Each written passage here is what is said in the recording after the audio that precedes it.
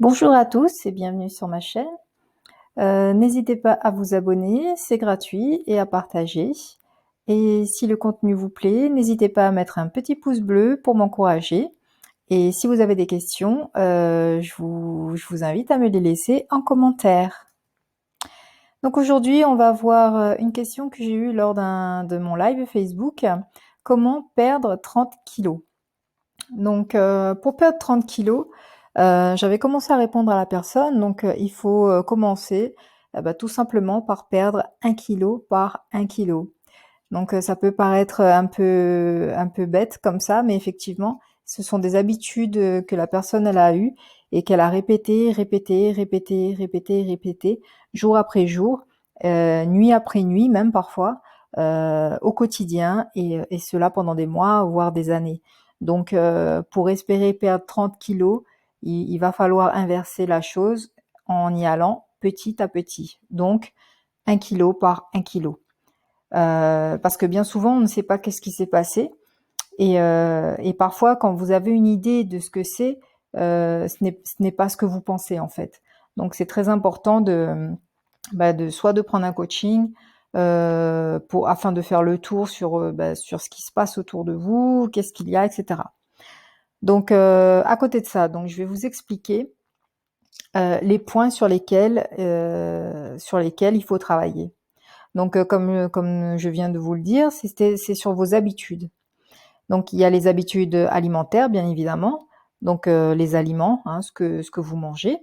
Il y a les habitudes comportementales, donc ça c'est la façon que vous consommez.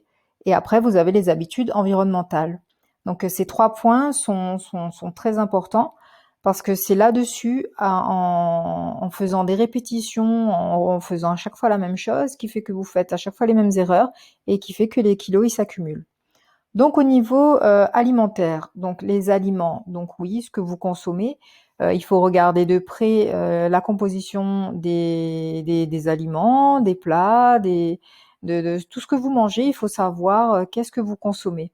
Il y a des choses que votre corps arrive à assimiler plus que d'autres, il y a des choses que votre corps arrive à traiter plus que d'autres.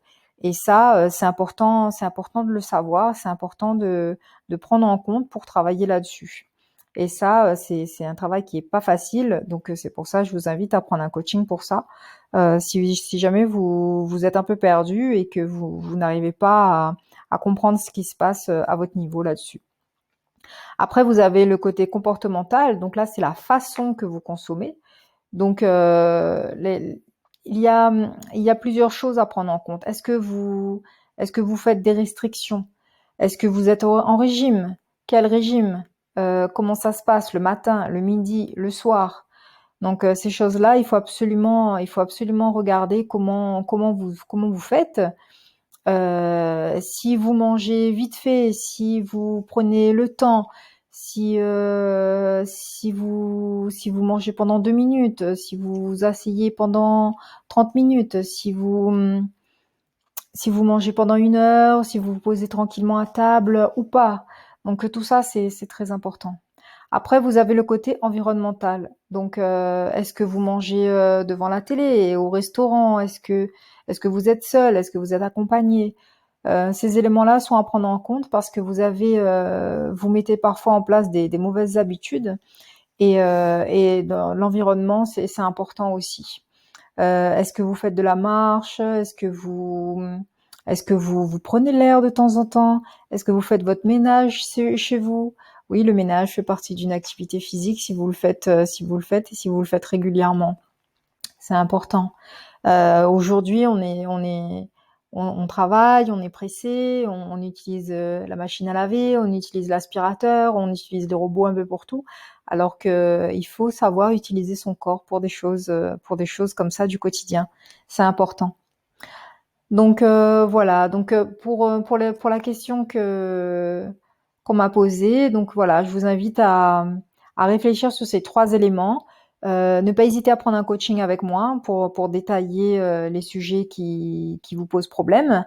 Et puis voilà. Donc moi je vous dis à très bientôt dans une prochaine vidéo. Merci beaucoup.